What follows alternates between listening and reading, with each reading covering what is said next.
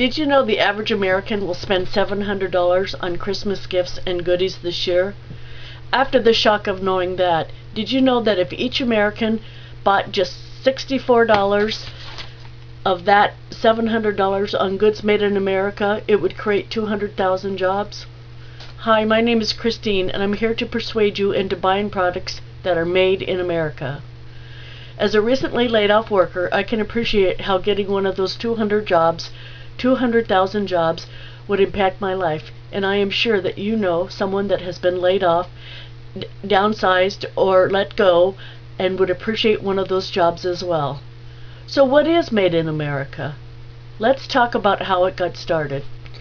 The Made in America movement was rumored to have started in 1941 when Ellis Berry, a then congressman from South Dakota, found out that the uniforms the U.S. soldiers were wearing into battle were not made in America.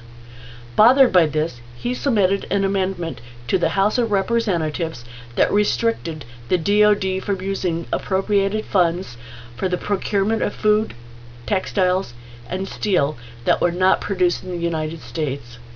It later became known as the Berry Amendment, and since then it has had many revisions, one being as recent as the 212 Olympics, when there was political outcry over the fact that the U.S. Olympic team was wearing uniforms made in China, and as a result, the U.S. lawmakers wrote letters to the U.S. Olympic Committee asking that future uniforms be made in America.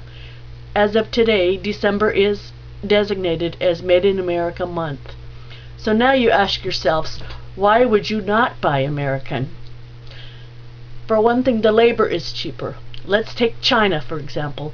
According to the Bureau of Labor Statistics, the average hourly wage for a Chinese manufacturer worker is 1/10 of that of an American counterpart, and they work more hours with little time off. In addition to that, China does not provide their workers with workman's comp, disability, or Social Security, so that overhead is avoided. Supplies are cheaper. American manufacturers pay half as much for steel, lumber, plastic, and textile than they do in the United States. Currency is cheaper. China undervalues its currency to the American dollar to guarantee a trade advantage. So why should we buy American? Americans should buy American. It's that simple. When products are made overseas, there is little or no regulations of working conditions. Sweatshops employ child labor and forced labor and many times violate human rights. Buying products made in America is a way to avoid supporting such practices. America has better environmental protection laws to protect our land, air, and water, which in turn protects our people.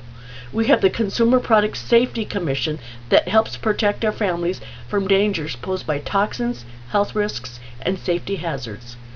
Buying locally supports our communities. When purchasing goods made closer to home, a larger percent of profits are reinvested into the community that they are sold in. It just makes good sense. When doing research on my topic, I decided to see approximately how many products are made in the United States. Every single state in the U.S. participates in the Made in America movement. So it was hard for me to list every single state and every single item, so I just picked a few. Starting with California. To date, we have 97 products that are fully manufactured in America. That means not a single part of them are manufactured outside the United States, which is criteria for being classified as Made in America. It is the same in Tennessee with 16 products, Georgia with 33 products, North Carolina with 52, Illinois with 41, and Michigan with 31. I am sure there are more that I have listed, but these are the ones that are actually registered with the Made in America movement.